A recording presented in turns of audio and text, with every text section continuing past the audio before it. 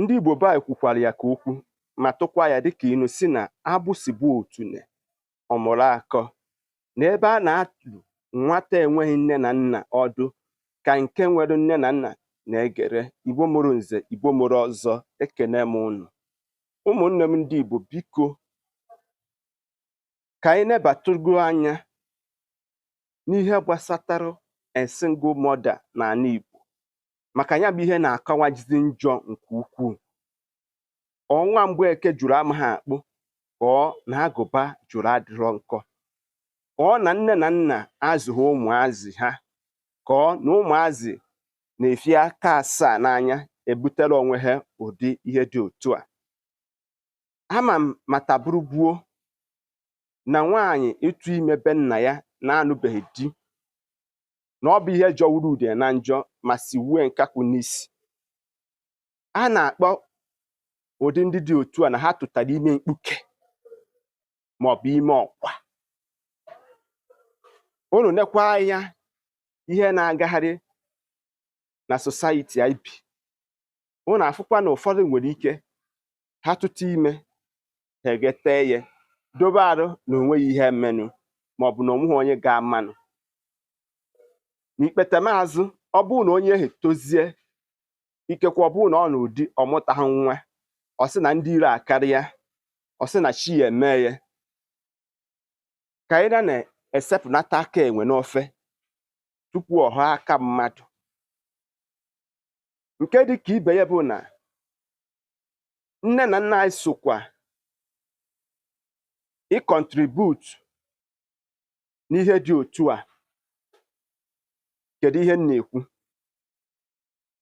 Ọ bụrụ na di na-abịara nwa gị nwaanyị n'oge, ọ bụghị onye izu, ọ bụghị onye Igbo, ọ bụghị onye ịtọ, bikonu nyenụ nwa unu nwaanyị nkwado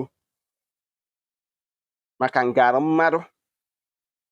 O nwere ndị na-abụ ụtụtụ chi ha efogo, nwee ndị na-abụ ehihie, nwee ndị na-abụ abalị.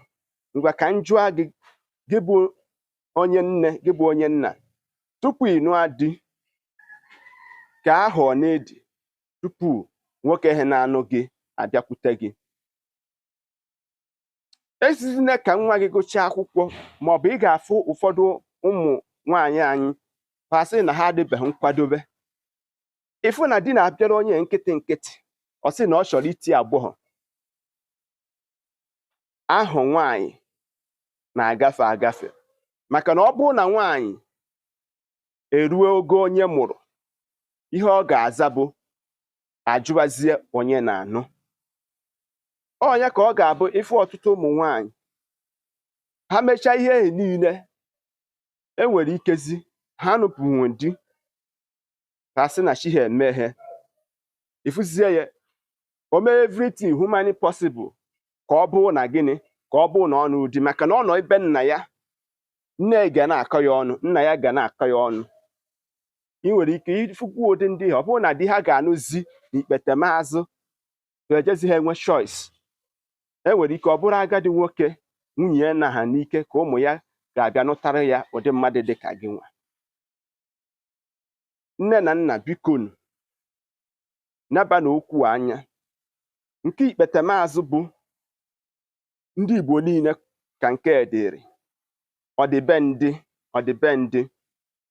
O nwere ọtụtụ ọdịbendị.